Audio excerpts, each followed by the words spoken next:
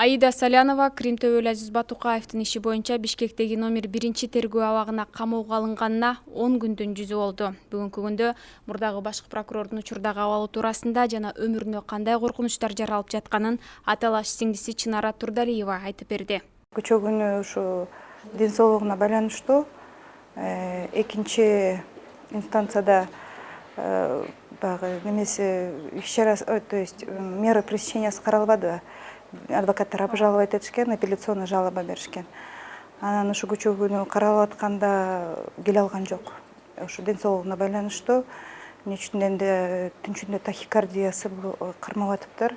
Катуу андан сырткары дагы жөтөлүү именно двойной порог сердца деп атат. Ошо двойной порог сердцасы именно бир-эки жагдайда аябай катуу обострение болуп экен да. Өзүңөр деле билет эмесиңер, мындан 1,5 жыл мурун инибиз тоже биз дагы ошо саясат аралашкан деп жүрөбүз. Ага биздин дагы өзүбүздүн негиздерибиз бар антип айтканга. Анан ал жакта дагы аны өлтүргөн бир бала отурган, жакын арада экстрадиция кылып Россиядан дагы бирөөнү алып келди. Анан алар дагы ошол жакта жатышат. Андан сырткары дегеле Аида Жеңишбековнанын учурунда дагы баягы соттолгондор бар, баягын дагы көрүп кетпедиңерби? Бизде мындай кандай бир акция болуп калды. Тоже бир комбин айтпай эле коеюн, эми пока полностью уверен болгону менен айтпайт экенсиң, бирок ошо экиндей бир чоң коркунучтор болуп атат да, баягы в тревоге. Каждый ночь бизге түнү менен биз баягы деле аябай переживать этип чыгып атабыз. Кандай өттү бул түн, бул күн кандай өтөт депчи. Анан соттор негизи ошо жагдайлардын баарын караш керек болчу. Ал эми депутат Алмамбет Шыкмаматов Атамекен фракциясынын эл өкүлдөрү СИЗОго барып, Аида Салянова менен жолугуп келишкенин айтып, Аида Жеңишбековна бир тууган инисин өлтүрүүнү уюштурган башкесер отурган СИЗО номер 1-де отуруптур. Бул Саляновага болгон моралдык басым экенин айтты. Кечээ Атамекен фракциясынын депутаттары СИЗО 1-ге барып, экс-коллегабыз, экс-башкы прокурор Аида Салянова менен жолугуп келдик.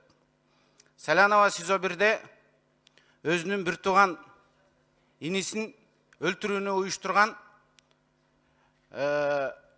башкесер менен ошо бир СИЗОдо отуруптур. Ушунун өзү бир-эки жагдай бар. Ушунун өзү бул Саляновага болгон моралдык психологиялык басым, кыйноо деп эсептейм.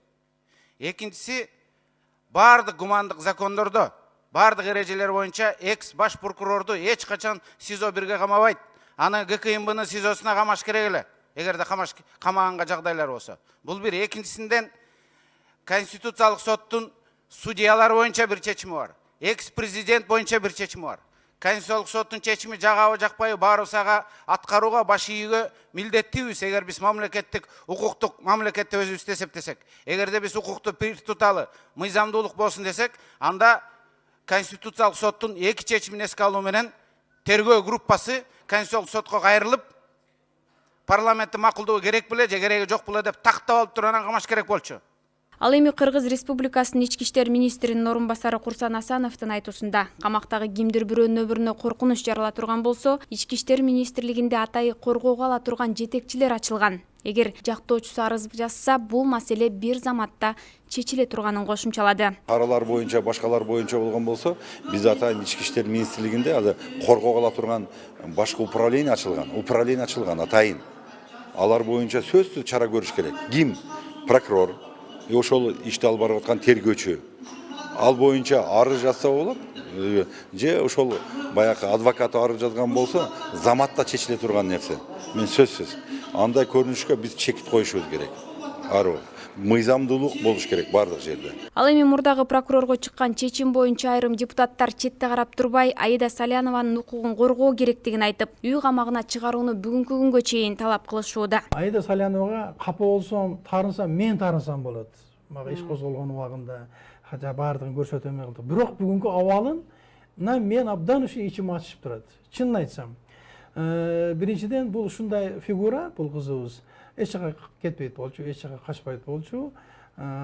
Спец прокурордун эле баягы көрсөтмөсү менен анан ошентип отургузуп койгондун өзү абдан бир начар болуп калды. Эскерте кетсек, 12-июнда Бишкек шаардык сотунда Аида Салянованын жактоочуларынын берген арызынын негизинде анын баш коргоо чарасы каралып, 1-Май райондук сотунун Салянованын 26-июнга чейин абакта кармоо чечими күчүндө калтырылды.